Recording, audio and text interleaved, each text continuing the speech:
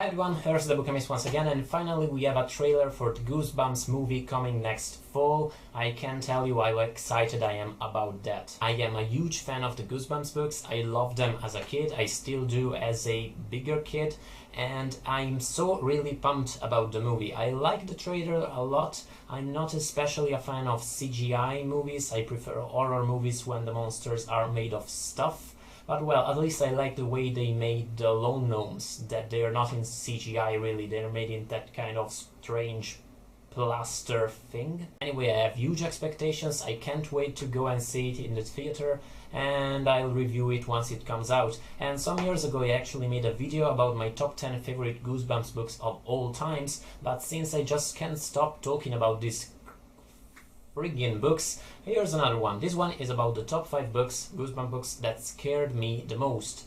Not really, actually. It's about the scariest one in general, actually, because of course every Goosebumps fan will tell you that the books are awesome, that they are great, that some tend to suck while some are masterpieces of literature, but most fans agree that these books, even though they are horror books, are not really scary. Most books are more kind of adventure stories. Some, like Attack of the Mutant, are blatantly comic books. R.L. Stine himself wrote jokes before he started writing the Fear Street and Goosebumps series. But these 5 books, actually, with just a little bit of working, could have been and could easily be turned into horror stories for adults, and quite effective, quite scary ones too, I would add. And of course I'm going to spoil you all of these books because most of the scares concerned here are in the ending, so if you haven't read some of these, the list is in the description box, and if you're still interested in doing that, kudos.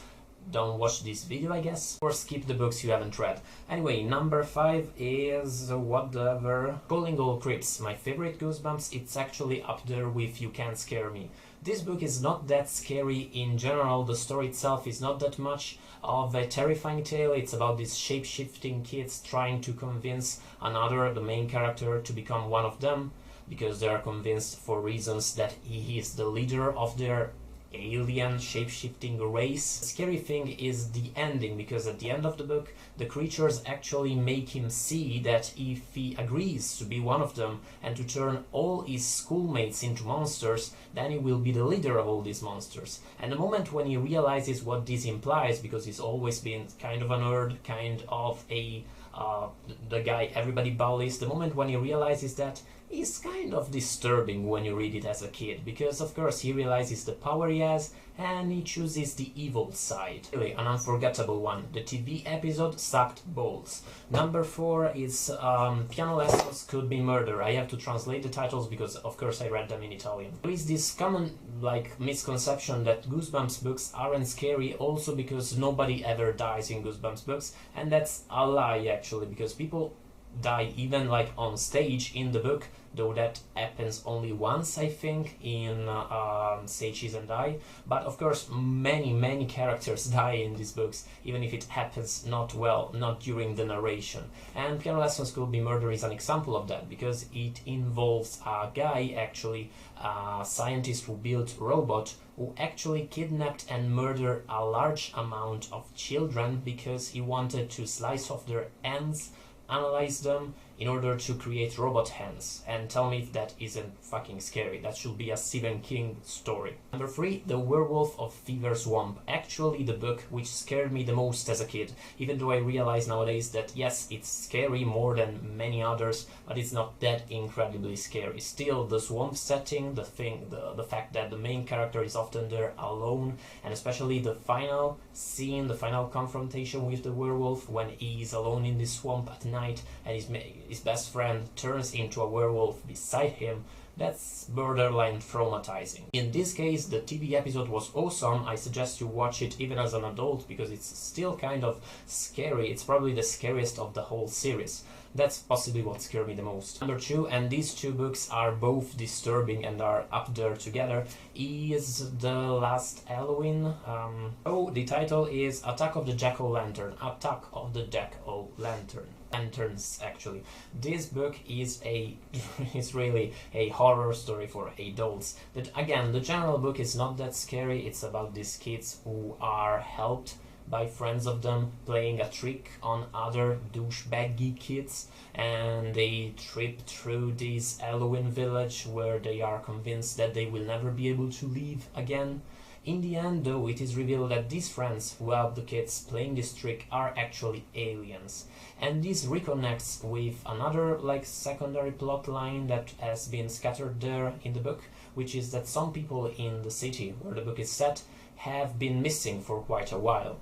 And in the end, you find out that the aliens, the two friends who help playing the trick, are aliens, and they actually ate those missing people. And the reason why they haven't eaten their friends is that they're skinny. This is a book about cannibal aliens. And finally, number 1, the scariest Goosebumps book out there, the one that still sends shivers down my spine when I think of it, is How to Kill a Monster. How to Kill a Monster is both genius, it's both idiotic, and it might be the quintessential Goosebumps book. It's about these kids who are left at home by their grandparents, locked in with a monster. Because their grandparents are stupid, but of course these are Goosebumps books. All adults are incompetent. Anyway, these kids have to fight the monster, and they actually do, and eventually the monster dies in what is really some sort of goofy gag thing. But then the kids escape from the home, and they have a letter their grandparents have left them, they have it with them, and they escape, but since they are, I forgot to mention, in the middle of a swamp, they can't reach the road and they can't reach another village. And so they read the letter, it's getting dark, and in the letter the grandparents tell them to stay at home, even if they kill the monster, because the swamp is filled with other monsters. And these other monsters are getting angry lately because, of course, the monster was being trapped in the grandparents' home, is their fellow, and they are probably out there seeking revenge. So the kids are out there and they start hearing noises surrounding them, and they are out of ideas, and so they're about to get murdered and probably eaten by murderous monsters. Really a perfect ending, one of the best Goosebumps out there. But anyway, let me know what Goosebumps books scared you the most when you were a kid, which ones disturbed and traumatized your childhood, which one you still think will be quite scary even if you read them as an adult. Let me know if you are excited about the new Goosebumps movie coming out. I sure am. Let me know about anything that passed through your mind. Let me know if I should stop talking about Goosebumps. Thank you so much for watching, guys. I will see you in the next one. Bye, guys.